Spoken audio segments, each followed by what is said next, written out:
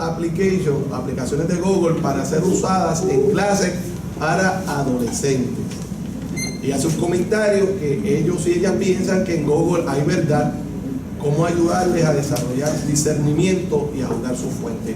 Dos cosas: aplicaciones de Google para ser usadas por adolescentes y criterios de discernimiento para selección. ¿Ok? Yo espero que eso no tenga que ser otra presentación, así que usa 3 minutos para eso. Pues yo creo que a pesar de que estemos utilizando un medio digitalizado, la competencia teológica en la preparación de la escuela bíblica no puede ceder. Esto no es un asunto de colores y de videos y de imágenes solamente. Es como Waitia mencionaba al principio, estamos hechos de palabras. Y eso nos plantea que la competencia de usted y mía como predicadores, predicadoras y maestros y maestras de escuela bíblica tiene que ser mayor. Porque tan pronto usted dé un dato a nivel teológico que esté medio, como dicen por ahí, blandengue, se van a dar cuenta. La preparación tiene que ser mayor, la competencia teológica mayor y el estudio teológico mucho más serio para poder transmitir esto y que ellos y ellas reciban la base teológica que necesitan para poder discernir todo lo que están recibiendo a través del medio informático, que el medio informático se basa mucho en la propaganda. Y usted va a ver que hay una intención en impregnar mensajes en el subconsciente. Es bien intencional. ¿Estamos conscientes de eso? Pues tenemos que llenarlo de más conocimiento teológico, con mucha más seriedad en nuestra escuela bíblica para darle la información más precisa, que la corroboren y que confíen y que confirmen que eso que se les está dando es bueno. La competencia no puede bajar. Vuelvo e insisto, los colores no lo son todo, las imágenes no lo son todo. El contenido teológico tiene que ser serio y bueno. A lo otro, Google Apps tiene la capacidad de poder crear chats, donde usted puede tener varios grupos escribiendo textos, unos entre otros. También, usted tiene en Google Apps una aplicación que se llama Hangouts. Hangouts permite hacer una videoconferencia, no solamente entre grupos, entre individuos. Usted puede tener 10, 15 personas simultáneamente compartiendo a través de un medio en diferentes lugares, y se está utilizando cada vez más para la educación. Así que insisto en eso porque la parte audiovisual, la comunicación entre juventud a través del sistema podría ser de mucha bendición si se dirige a actividades bien diseñadas, con contenido y con el objetivo de que intercambien expresiones y puedan hacer lo que usted y yo estamos haciendo en esta tarde aquí, que es dialogar, ver sus puntos de vista, enriquecer la experiencia de la escuela bíblica. Lo otro que usted puede hacer con Hangouts es crear foros de discusión. Y en esos foros de discusión usted puede poner preguntas que se vayan contestando. Siempre es necesario establecer unas buenas reglas de etiqueta digital, que no se nos puede olvidar que debe existir una buena etiqueta, un buen comportamiento en las redes. Tenemos que no solamente enseñarles eso, hay que modelárselo. Yo he notado en generaciones ya bastante mayorcitas que se les olvidan las reglas de etiqueta digital y comienzan a comportarse en las redes como no se comportarían en la vida real. Y esos son temas de otros 20 minutos y quizás más. Pero ciertamente le modelamos reglas y vamos trabajando con esa generación en foros, en videoconferencias, páginas. Usted puede crear encuestas y obtener insumos de esa generación a la que usted está estudiando sobre temas en particulares que le preocupen. Esos son parte de las diferentes aplicaciones que ofrece la plataforma. Muchas gracias. Tenemos una segunda pregunta para el doctor Jiménez. Y vamos a una pregunta, lo que hace pide un favor de un ejemplo sencillo usando un pasaje del Nuevo Testamento o de Jesús, involucrando al oyente en la forma en que usted explicó. Y esto from la manga. Sí. La manga Production. Yo voy a ir. Pues rapidito, gente. Hace 11 años. Sí. Hace 11 años yo comencé a trabajar en las redes y comencé un website que se llamaba predicar.org. Ese nombre todavía existe, pero como yo no compré el .com y el website tuvo tanto éxito, para comprar el .com me pedían cerca de 15.000 euros. Entonces lo compró un pornógrafo y empezó a poner hasta bestialismo. Y entonces tuve que matar ese website, apagar los 6 meses y abrir drpablojimenez.com. Todavía, si usted pone predicar.org, le redirige a mi website. Cuando usted compre websites, tiene que comprar los dominios más comunes. Y si usted es una persona que está en un puesto de autoridad, como nuestra hermana presidenta, debe ir y comprar su nombre en .com, .org y .net antes de que alguna persona lo compre y la chantajee. Sí, yo conozco a alguien que le puede ayudar con eso. Y eso lo debe hacer cualquier persona que sea un líder religioso, porque alguna persona pues puede comprar, es legal que yo compre su nombre y ponga lo que a mí me dé la gana en la página. ¿Ok? Bueno, ese no es el tema. Rapidito, si usted va a drpablojimenez.com, vaya a la parte de sermones. En sermones narrativos hay un sermón que se llama Dame de beber. Es quizá el mejor sermón que yo he escrito y no lo puedo predicar, porque es un sermón escrito desde la perspectiva de la mujer samaritana en primera persona. Entonces, está en YouTube también. Dame de beber, pone mi nombre, Dr. Pablo Jiménez, y le va a salir una joven preciosa que tiene un doctorado en química, que se llama Rocío del Alba Cardona, y ella es la que está predicando el sermón. Ella no es predicadora, estaba súper nerviosa, lo hizo bien rapidito. Ha sido visto más de 20.000 veces. Y entonces es una visión contextualizada de ahí. Otro que les recomiendo, uno que se llama con vino y aceite. Ese lo prediqué yo, es un sermón en primera persona, hablando de la historia del buen samaritano. Y finalmente, otro punto importante, hay cosas que a nosotros nos enseñaron a no ver en la Biblia. Por ejemplo, ¿usted no se ha dado cuenta que el apóstol Pablo era un hombre bilingüe y bicultural? En el libro de los Hechos, de momento dice, y hablando en lengua hebrea, y hablando en lengua griega. Pero a personas como yo, que por las razones que fueran, nacimos fuera de Puerto Rico y nos criamos entre el Caribe de habla inglesa y de habla española, nos pintaban como New Yorkican y nosotros... Y si usted es New Yorkican y no juega baloncesto, usted no vale nada en Puerto Rico. ¿Okay? Pero entonces, en ese sentido... Somos terceros, sí. Amén. Pues mire, en ese sentido, es importante que usted vea que predicar un sermón narrativo sobre la vida del apóstol Pablo se puede hacer en el contexto de nuestro Caribe multicultural. ¿Ok? Muchas gracias. Bien. No tengo preguntas para Ibelín y para el doctor Goitía, pero a mí me gustaría darle la oportunidad a los dos de que si en 3 minutos quieren añadir algo o una reacción a lo que se ha dicho, tengan la oportunidad y entonces nos abrimos a reacciones. Tengo dos preguntitas más que quiero hacer y después a las reacciones. Ibelín. Realmente yo no tengo mucho que añadir. Sí quiero, ahora que estamos ya con la distancia de haber escuchado las 4 ponencias, que de alguna manera puedan ver que lo que yo les fui trayendo aterriza en la ponencia del doctor Pablo. Es más bien cómo se da ese proceso de entrar en la vida de la gente, en la historia de la gente, caminar la vida de la gente. Así es como los incorporamos, porque mucha gente se pregunta, pero mire, ¿cómo yo incorporo entonces la gente, la congregación en el diálogo?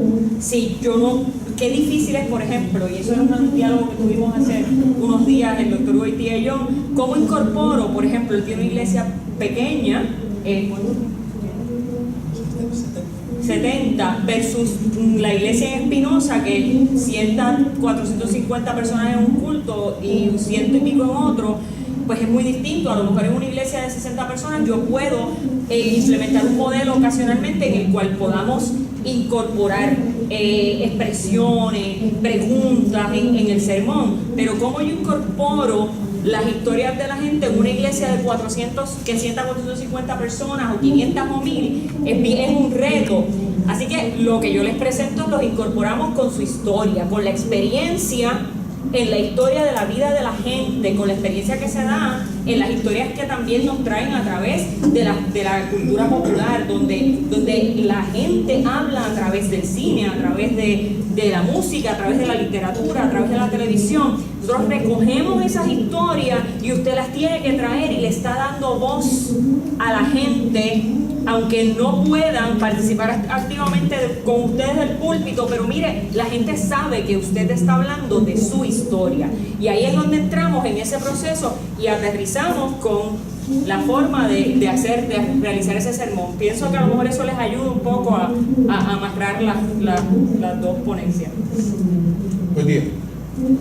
Dos comentarios bien rapidito. Yo creo que las 4 ponencias terminan con... Claro. No podemos ir muy bien si no...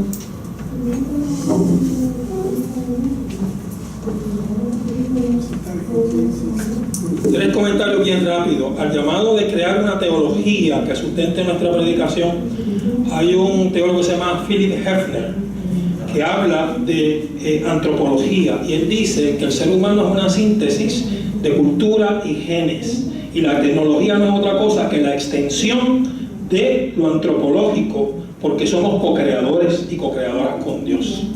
Y si usted no cree eso, y a usted le hace falta un trasplante de corazón, pues no se lo puede poner, porque nosotros somos gente híbrida ya, desde corazones, pulmones, rodillas, etcétera, etcétera.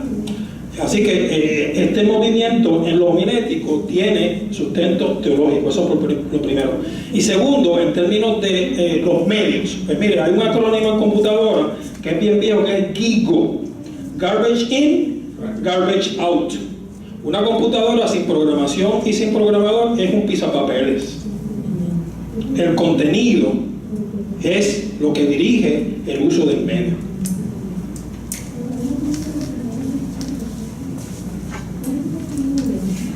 Tenemos una pregunta nuevamente para Jesús. Jesús dice: los peligros que mencionaste al inicio de tu presentación no los exploraste a profundidad. La pregunta es: ¿cuáles son los peligros que enfrenta la comunidad cristiana en el mundo virtual?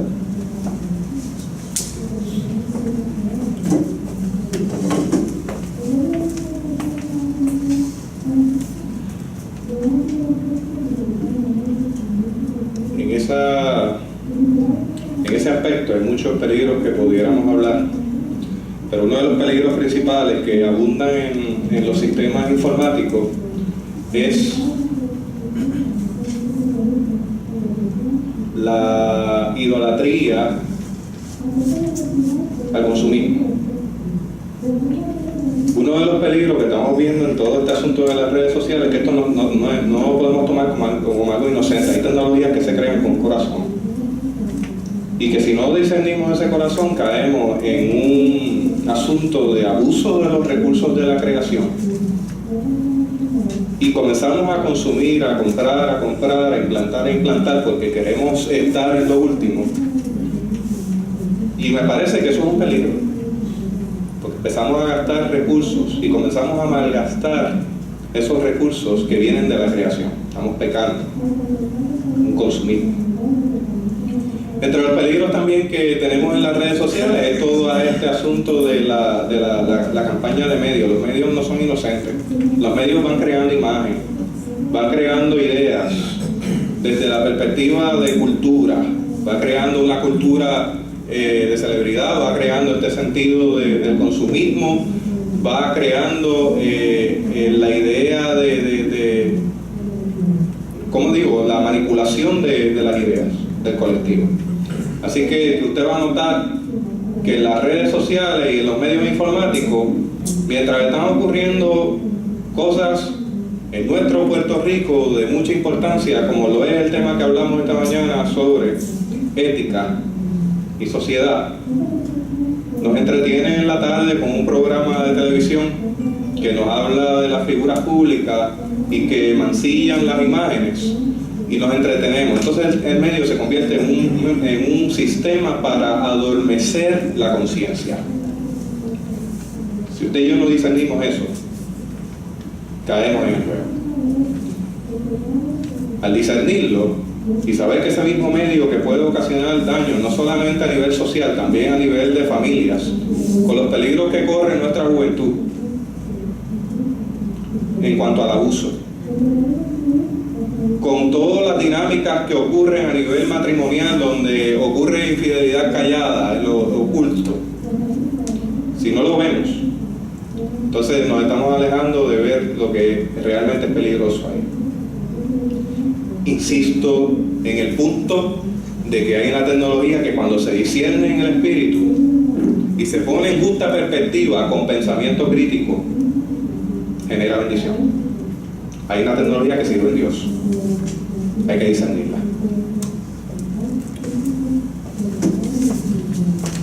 Muchas gracias, Jesús.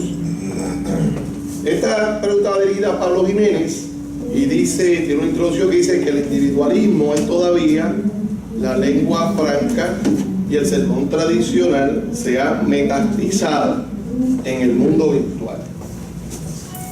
La pregunta es, ¿qué olas de contranarrativas están retando esta narrativa en las redes?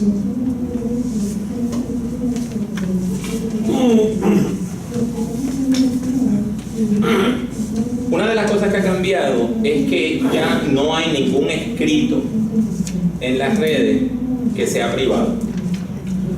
¿A qué yo me refiero? Cuando usted leía el periódico 20 años atrás, usted leía una columna, por ejemplo, de Roberto Resach Benítez, que era uno de los que a mí me gustaba leer, y no había manera de contestarla.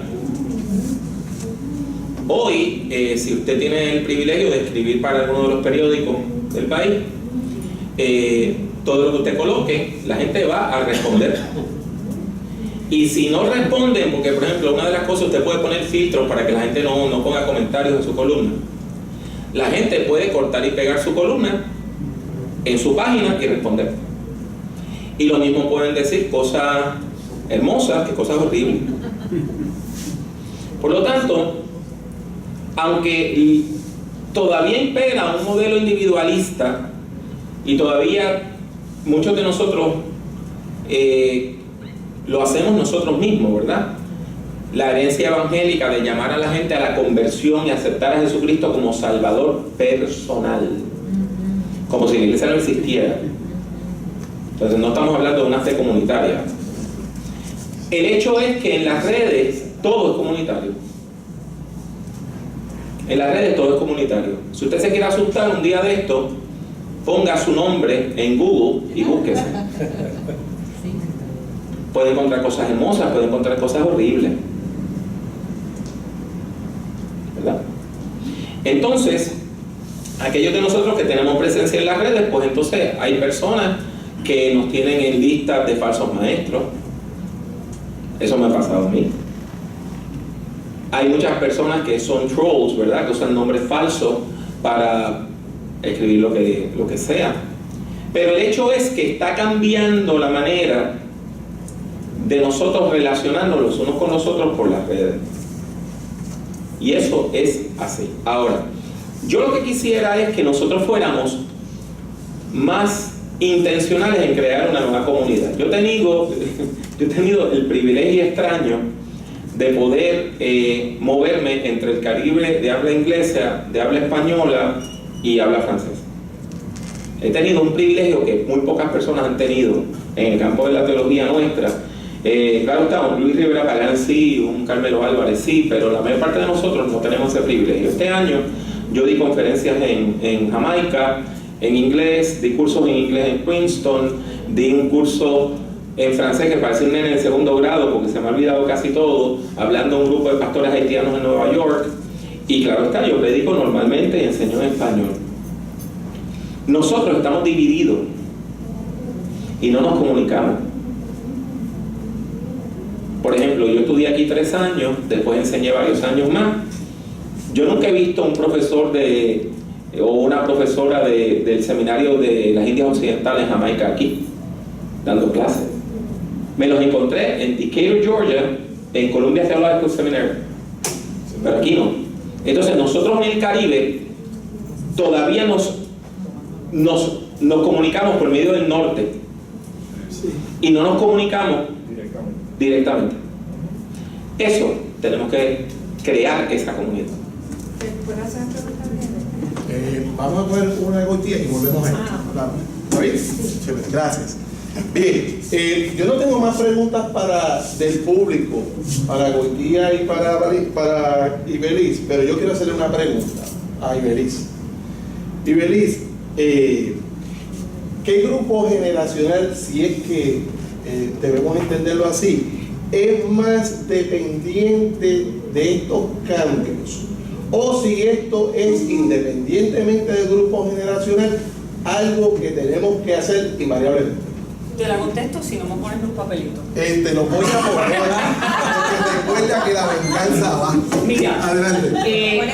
Yo te voy a usar un ejemplo. Yo doy, y lo converso mucho con la gente cuando me hacen preguntas como esa, yo doy una pequeña charla de educación cristiana en la era digital y yo pongo un video, una foto, y en esa foto lo que pongo es una enciclopedia, ¿se acuerdan? Los volúmenes de una enciclopedia. ¿Ustedes se acuerdan de los Rolodex? Para buscar las direcciones de la gente, de una libretita de sello, de una chequera, de una guía, un yellow book, una guía telefónica esa amarilla, o un teléfono de esos de rotar. Yo no tengo que decirle nada a la gente rompe a reírse. Y entonces empiezo a hacer preguntas de cuándo fue la última vez que usted usó un Rolodex, de cuándo fue la última vez que usted hizo research en una enciclopedia tradicional. Y cuando y le hago esta pregunta, sobre todo me encanta porque más o menos yo puedo discernir la edad de la gente que está en el público, y hago una pregunta: ¿cuándo fue la última vez que usted fue a una fila del banco a hacer su depósito del cheque de nómina? Todos los que cogen seguro social, oye, te estoy contestando la pregunta de manera narrativa, tú mismo te la vas a contestar. Todos los que cogen seguro social me pueden decir que ellos, la única manera de acceder a su dinerito es que entre directamente por los medios electrónicos, y eso automáticamente, ¿qué hace? Nos va realambrando. Nosotros somos la generación que le llaman los estudiosos en transición, y hay unos ejercicios que usted hace, como hace un test de personalidad, hace esos ejercicios y le da a usted cuál es el nivel de transición en el que usted está entre su generación y la otra. Obviamente tenemos los millennials, que son los nacidos, unos dicen que en el 2000, otros lo echan un poquito más para atrás, ahí todavía estamos en esos ajustes, pero son aquellos nacidos ya en esta etapa full digital, que son los nativos, y obviamente pues ellos ya vienen alandrados. Pero nosotros de aquí adelante, cada uno cuando coja una tarjetita de esta, que se la den, la cogemos. Y entonces espero que eso te haya ayudado. Estamos todos de una manera u otra en transición. El último ejemplo que te voy a dar: las últimas citas médicas de mi papá en veterano se las teníamos que hacer a través del internet. Por lo tanto, estamos hablando que ya no importa la edad, usted tiene que hacer una serie de cosas a través de los medios digitales, y el asunto es que eso, mire, le realambra su manera de pensar, que es a donde queremos llegar con esto. Esto no es un asunto solamente de usar medios digitales, es que nos cambia la manera de interpretar la información, y por ende los resultados también van a ser diferentes. Ya el socio social hizo una transición de cerrar la oficina de Fajardo. La intención es ya para el 2020 no va a haber oficina. Usted va a un portal electrónico a hacer sus gestiones. Bien, déjame dar un ejemplo de esto. Los otros días yo estaba diciendo a mis hijos que yo estaba enviando un pago y no lo pude enviar porque no tenía sello. Y mi hijo de 30 años me dijo: ¿un sello? ¿Qué es un sello? Yo sigo comprando sellos, ¿sabes? Bueno, y entonces yo tengo una pregunta para el profesor Goitía, y con eso cerramos las preguntas y nos abrimos entonces a reacciones. Profesor, usted enseña homilética en este seminario, usted recibe estudiantes y los envía a nuestra iglesia a predicar, escucha predicadores y predicadoras, pastores, pastoras y laicos y laicas, según su experiencia, en qué estado estamos en términos de estas nuevas ideas. ¿Dónde estamos? ¿En qué etapa del proceso? Tienes 3 minutos, yo espero que los consuman. Mira los papelitos. No hay comentario. Estamos empezando. Oremos. El contexto aquí es muy particular porque cuando llegan al curso de predicación, las personas generalmente llevan muchos años predicando. Y eso es bueno y eso es malo. Eso es bueno porque no hay que enseñarle, quitarle el frío olímpico ni nada de eso. Pero hay cosas que hay que desaprender. Aquí hay una tradición muy fuerte de lo que dice el doctor Jiménez, de esta tradición del sermón, 3 puntos y poemas, todo ese tipo de cosas, con este énfasis evangelístico que hay que llevar a la conversión todos los domingos, y los que llegan a la iglesia, los que vienen, si es la misma iglesia, son la misma gente todos los domingos que se convierte, hermano. Empieza a terminar de otra manera. Así que es una geografía muy conservadora, lo voy a decir. El segundo sermón es un sermón narrativo en la clase. El tercer sermón es un sermón teológico y hay mucha resistencia. Y hay personas que el único sermón narrativo que van a dedicar su vida es el que uno le obliga a hacer en el curso. Pero también he encontrado muchas personas que me han comentado muchos años después de que el sermón narrativo le abrió un montón de ventanas. Yo creo que se está cambiando el asunto porque las generaciones que están llegando son generaciones diferentes, pero en general es un contexto bien evangélico, bien conservador, y esto no tiene nada que ver con si es pentecostal o es presbiteriano. O sea, la personalidad homilética de este país es muy conservadora, pero se va abriendo paso. Yo creo que hay muchas posibilidades, hay planes de, si no narrativa, una cosa más inductiva, ¿verdad? Porque es que mucha gente se influye de las cosas en televisión, de los predicadores en televisión, y pues hay cosas buenas y hay cosas regulares. Así que yo creo que está lleno de posibilidades y muchos desafíos, pero en general es una perspectiva muy conservadora. Bueno, ahora sí, tenemos unos minutitos para que ustedes reaccionen y al igual que los hermanos y hermanas panelistas, ustedes también estarán sometidos a la tortura del tiempo, de manera de que no haya aquí nadie que pueda ponerse en el tiempo. Así que yo le voy a indicar cuando le quede 1 minuto y cuando su tiempo se acabe. ¿Ok? Podría, es para el pastor Jiménez. Usted nos habló de la historia personal, pero como una crónica de la narración que nosotros establecemos de ese evento de nuestra vida, y cómo luego vamos interpretando y reinterpretando. ¿Usted cree que hasta cierto punto la propia narrativa bíblica y el Nuevo Testamento en su contenido podría reflejar parte de esta misma funcionamiento del que escribe, que aunque yo diga, pues el Espíritu inspiró, pero que además haya habido una parte de todo este proceso psicológico?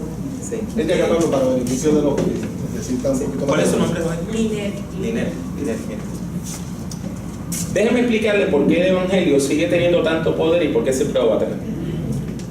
El Evangelio presenta una narrativa de redención. La mayor parte de la gente, ante la vida, ante los problemas de la vida, lo que hacen es que o los niegan o los aceptan. Pero es muy difícil usted en la vida reconocer que actuó mal y tomar un nuevo rumbo. El Evangelio nos permite precisamente eso. Porque el Evangelio a los errores y los problemas del pasado le tiene un nombre: pecado. Y le dice que es posible usted confesar los pecados y ser lavado de esos pecados. y empezar de nuevo, al punto que usted nace de nuevo. Habla, el apóstol Pablo utiliza, en vez de nacer de nuevo, habla de la renovación del entendimiento, de tener ahora la mente de Cristo, de pasar de ser una persona dominada por sus propias pasiones a una persona dominada por el Espíritu de Dios. Y no dominada porque el Espíritu de Dios sea opresivo, sino porque usted voluntariamente se somete a la dirección de Dios y pasa de ser una persona carnal a ser una persona espiritual. Entonces, lo que es tan atractivo del Evangelio es que la gente llega, mire, la gente llega a la iglesia en crisis. Una vez yo leí una estadística, 6 de cada 7 personas que llegan a la iglesia por primera vez, llegan porque no aguantan la vida, porque la vida les es opresiva. Entonces, cuando llegan a la iglesia, encuentran una narrativa de redención. Yo no tengo que negar que yo soy alcohólico, pero yo llevo sobrio 39 años.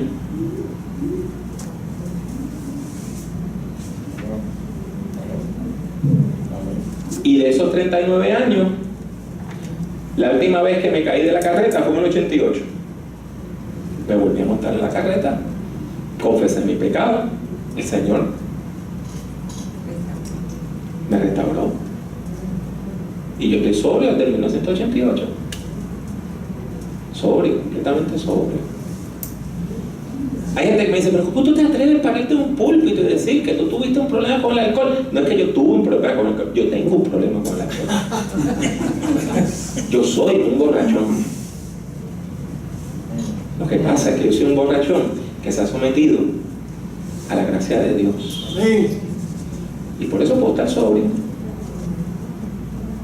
Esa es una narrativa de redención. Entonces, eso es lo que hace que usted lea la Biblia y usted se encuentre. O sea, un adicto de momento se encuentra el endemoniado gadareno.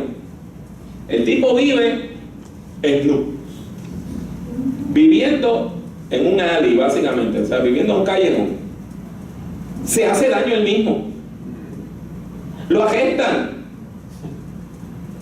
Y él se ve a sí mismo como muerto durmiendo en los cementerios.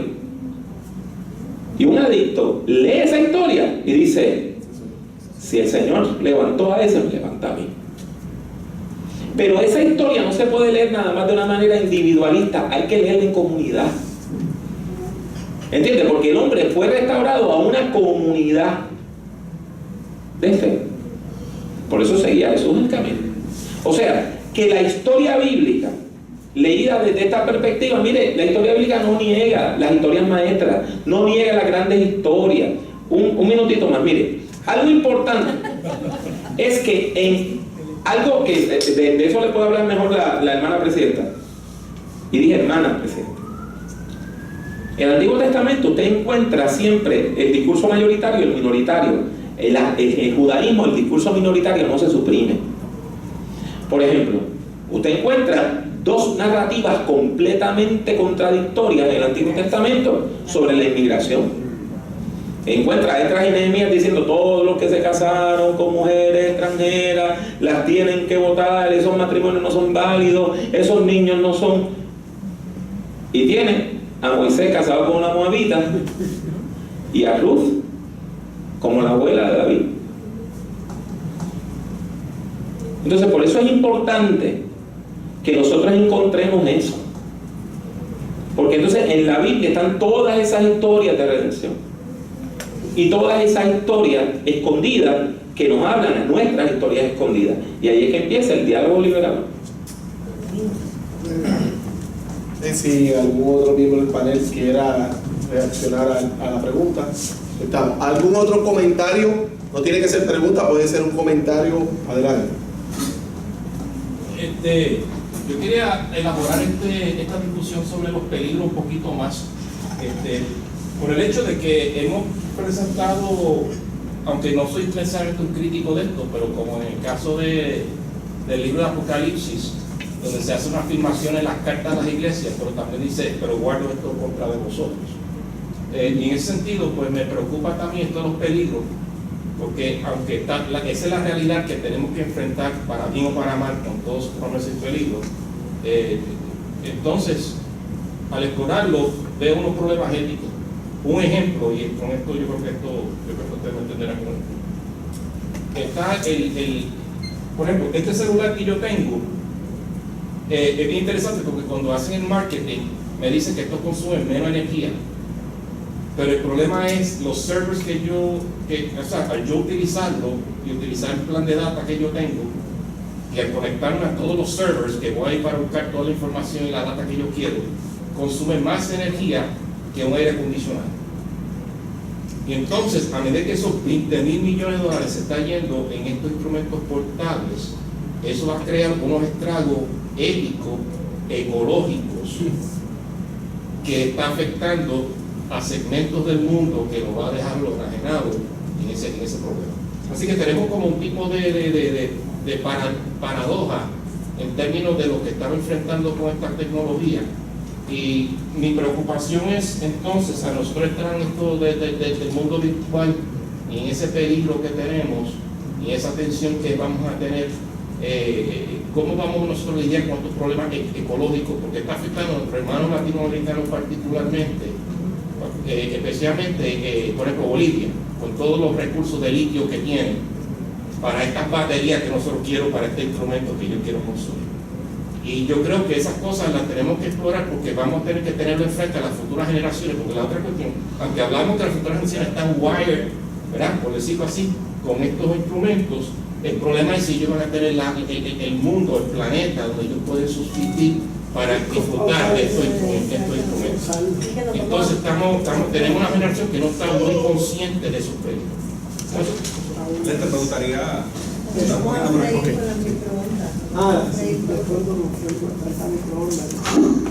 Sí, hay unos aspectos éticos que hay que evaluar. Deben darle mi caso particular. A pesar de que usted pensaría lo contrario, ¿cuánto tiempo cree que tiene mi teléfono? 6 meses. No. 3 años.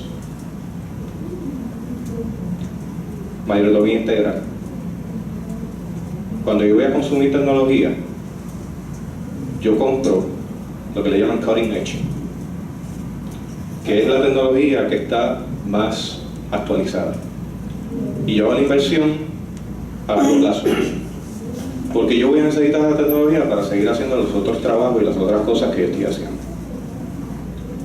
O sea, yo no estoy enajenando de la posibilidad de tenerla, pero la compro con sentido y con compromiso de que ese equipo me va a durar hasta el último bit, hasta que no dé más. Hace poco se le fastidió un poquito la batería y usted pensaría que yo salí corriendo a comprar el iPhone 6 Plus. 3 años tiene y lo revitalicé. Y tiene 5 versiones atrasadas del sistema operativo. Así que hay que ejercer la mayordomía integral. Y la mayordomía de la tecnología es uno de esos aspectos en ese asunto de la ética.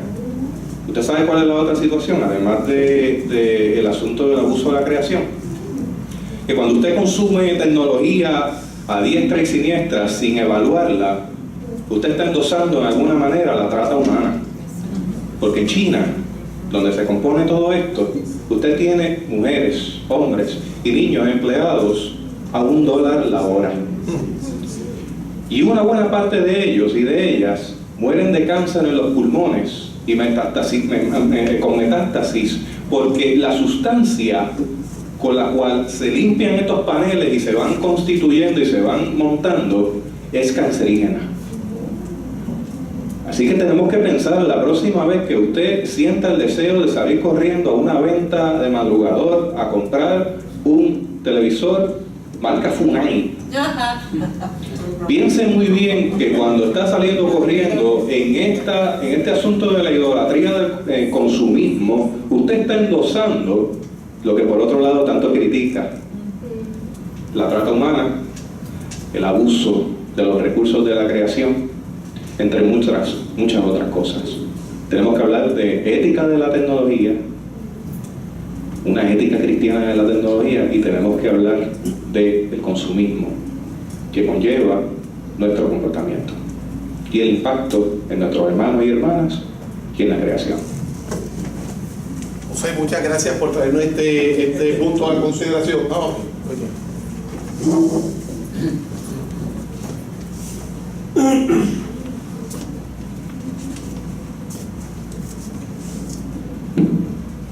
Nuestro entendimiento de belleza está definido por Budweiser. Nuestro entendimiento de felicidad por Coca-Cola. Y hay un problema de acceso a los medios digitales que no lo hemos discutido aquí, pero hay que estipular. Hay una falsa creencia que se democratizan y se socializan los recursos. Nadie que ha creado tecnología lo ha creado para predicar el Evangelio. Nosotros estamos usando un medio que es naturalmente hostil para predicar el Evangelio. Pero eso no quiere decir que no lo vamos a usar. Lo vamos a usar, pero es imperativo que comencemos. Por ejemplo, yo lo comenté en presentación, cuando empezó la revolución industrial, los trenes, entonces alguna gente decía que eso era la panacea, que eso solamente tenía cosas buenas. Pues vamos a ver todo lo que hizo Rockefeller en Estados Unidos para para ganar todo su dinero, ¿verdad?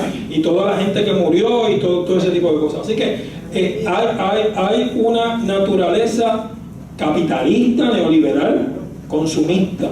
Eso no quiere decir que no usemos los medios y los revertamos, ¿verdad? Lo usemos para nuestro beneficio, pero realmente está ahí. Sí, adelante. ¿Se prendió el fogón? No, se prendió el fogón. Siguiendo No te esa creo, línea, no te creo. Te voy a explicar eso. siguiendo esa línea, es importante que hagamos unos ejercicios narrativos y aquí la etnógrafa nos podría ayudar un montón en establecer esos programas y esos proyectos en la iglesia de etnografía, porque nos podrían sorprender, y se los digo porque yo trabajé por casi 2 años en un proyecto de tesis doctoral en la iglesia que pastorea el doctor Pablo Jiménez, y donde Chu es anciano, metafóricamente hablando. Y en ese proyecto usted se va a dar cuenta que nosotros creemos que la gente está accediendo a estos medios de comunicación de una manera X. Por ejemplo, les voy a dar un ejemplo bien sencillo. Lo primero que a usted le viene a la mente cuando entra en un proyecto en la iglesia puede ser establecer un grupo, una página de Facebook, o tal vez crear alguna aplicación de educación cristiana. Y cuando usted empieza en el día a día con esa comunidad a conocerlos, usted se puede dar cuenta que incluso los nativos, como el grupo de jóvenes adultos con los que yo trabajé, yo tuve que estar por un periodo de casi 1 año tratando de discernir dónde era el espacio tecnológico que yo me iba a encontrar con ellos en comodidad. Y no fue ninguno de los que ustedes se imaginarían. Porque no fue Facebook. Yo ahora mismo puedo ponerles una pregunta en Facebook y probablemente no me la van a contestar hasta dentro de 4 o 5 días, o ni me la van a contestar y tú ves que la vieron. Ahora, descubrimos en ese proceso otros medios, por ejemplo WhatsApp, y ese resultó ser el medio. Lo que le quiero decir es que nosotros no podemos llegar a nuestra congregación y tratar de implementar esto como si eso fuera una regla de ABC, vaya al médico, haga este plan y usted va a estar sano en 2 días. No, esto requiere un estudio de su comunidad de fe, un diálogo con su comunidad de fe, y que usted pueda ver cómo es el comportamiento de esos grupos dentro de la comunidad. Cada subgrupo tiene un estilo, una manera de comunicarse, de trabajar con estas cosas. Y le voy a sorprender todavía más. En 6 meses o en 1 año ellos han migrado a otro lugar. Entonces lo que a usted le funcionó hoy, en 3 meses a lo mejor no le funciona. Y le voy a dar lo último que voy a decir. Nosotros preparamos en la iglesia planes prospectivos a 5 años, a 10 años. Mire, hace 20 años atrás hablábamos de los cambios generacionales de 10 años. ¿Usted sabe cuál es el equivalente hoy día? 3. Y va en coche. Y yo creo que ya Revisándolo para cuando lleguemos al 2020 podríamos estar revisando todo a 2 y cuidado si a 1. O sea, y eso pasa con nuestra manera de reaccionar a todo. O sea, nosotros pensamos y proyectamos X proyecto, X cosa, basada en X cantidad de tiempo o en la conducta de hoy, y cuando usted venga a ver dentro del año que viene ya están en otra plataforma, ya están en otro lugar y no es necesariamente la que nosotros 4 le estamos proponiendo hoy. Cada iglesia tiene su muñequito, cada comunidad tiene su muñequito, porque es una composición muy diversa. Tenemos gente de un nivel socioeconómico X, tenemos gente de una educación tal, tenemos áreas, por ejemplo, de confluencia urbana y rural. Todo eso influye, y si usted no conoce bien a su comunidad, usted está aplicando cosas como cuando usted le vendan los ojos y lo ponen con un palo y una piñata, y usted está tirando palos a ciegas y después se pregunta por qué no funciona. Cuando usted vaya a establecer un plan programático para su iglesia, haga un proyecto de etnografía, un proyecto narrativo en el cual usted se integre a la vida de la comunidad para conocer de adentro su conducta, su comportamiento, sus necesidades y en qué foros usted se va a encontrar con esa gente. Si no sabe qué, le tengo una noticia: no funciona. Sus proyectos van a abortar porque en un mes van a estar obsoletos. En papel se ven bellos. Bien, hermanos y hermanas, el tiempo se nos agotó. Yo les pido a ustedes nuevamente un aplauso para que en esta ocasión ustedes también contribuyan. Muchas gracias, Evelyn. Muchas gracias, Mauro. Muchas gracias, Cruz. Muchas gracias, Javier.